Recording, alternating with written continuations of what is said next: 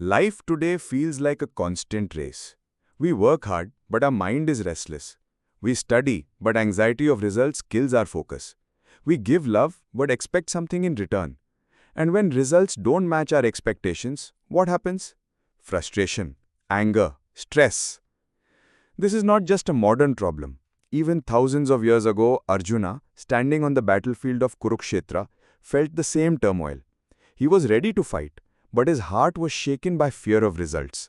What if I lose my loved ones? What if I fail my duty? At that moment, Lord Krishna gave a timeless lesson. You have the right to action, but not the fruits of action. Do your duty without attachment to the results. This one teaching has the power to transform how we work, how we love, how we live. Today, let us understand this lesson not just as philosophy, but as a practical life guide for 2025. Imagine, you are preparing for a big job interview. You've studied for weeks. On the day, your mind whispers, "What if I don't get selected? What if I forget my answers? What if others are better than me?" Instead of focusing on your preparation, your mind is busy imagining results that have not yet happened. This drains your confidence. Arjuna faced the same battle. His duty was to fight for justice, but his heart was attached to results, that is, victory or defeat, gain or loss. This attachment weakened him. Krishna reminded him, and through him all of us, that results are not in our control. Our control is only on action, effort, sincerity. The battlefield of Kurukshetra is also inside us. Every time we allow fear of results to control us, we become weak like Arjuna, before Krishna's guidance. Every time we focus only on our sincere effort, we walk the path of peace. Krishna's wisdom can be summed up in one line. Do your work as an offering without clinging to reward. This is Karma Yoga, the yoga of action. Let's understand this with a farmer's example. A farmer plows his field, sows seeds, waters the soil, but does he control the rain, the sunshine, the harvest? No, he only controls his effort. If he keeps worrying every day, will my crops grow? What if they don't? He will live in stress. But if he trusts his effort and leaves the rest to nature, he lives in peace. Life is just like farming.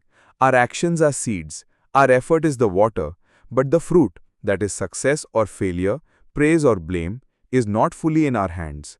When we understand this, our anxiety reduces. We stop chasing results. We start enjoying the process. True freedom comes not when we control outcomes, but when outcomes no longer control us. 1. In work and career. We all chase promotions, salaries, recognition, but constant result attachment leads to burnout.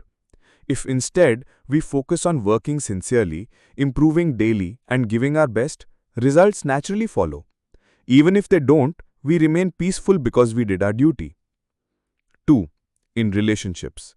We love others, but often with hidden expectations. Like, I did this for you, why didn't you do it for me?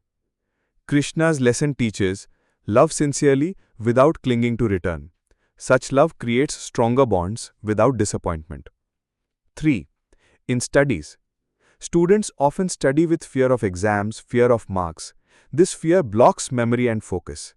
If instead they study with love of learning, without fear of results, their performance improves naturally. 4. In health. We go to the gym, start diets, and then keep checking the mirror every week. Results don't come instantly, so we give up. But if we focus on the daily habit, results come slowly, but surely. 5. In spirituality.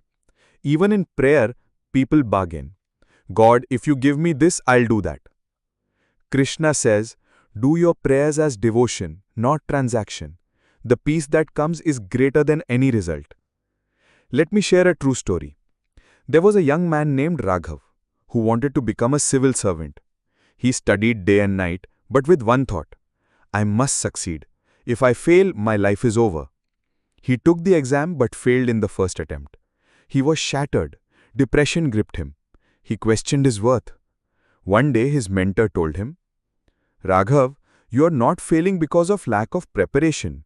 You are failing because of your attachment. You study with stress, not with joy. Krishna has taught, focus only on your action. Leave the result to him. Why don't you try this once?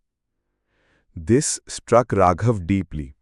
From the next day, he studied sincerely but without the burden of what if.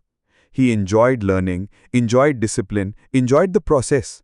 The next year, he appeared again and cleared the exam with flying colors. Later he said, the greatest gift wasn't success.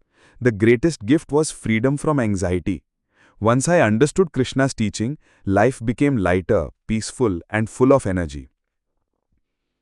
When we detach from results, something magical happens. Work becomes worship. Effort becomes joyful. Success and failure stop disturbing our peace. This doesn't mean they stop caring about goals. Goals give direction, but we stop being slaves of results. We learn to enjoy the journey. Krishna calls this equanimity, to remain steady in success and failure, in gain and loss, in praise and blame. Think about it. The moment we achieve one goal, our mind immediately runs to the next. But when we learn to focus on action itself, life stops being a chase. It becomes a celebration. So, what is the secret to peace? Do your duty, give your best, but don't tie your happiness to results.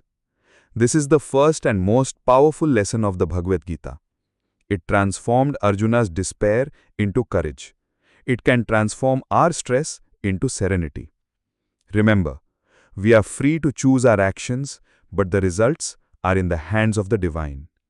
When we accept this truth, life flows with less fear, more joy, and infinite peace.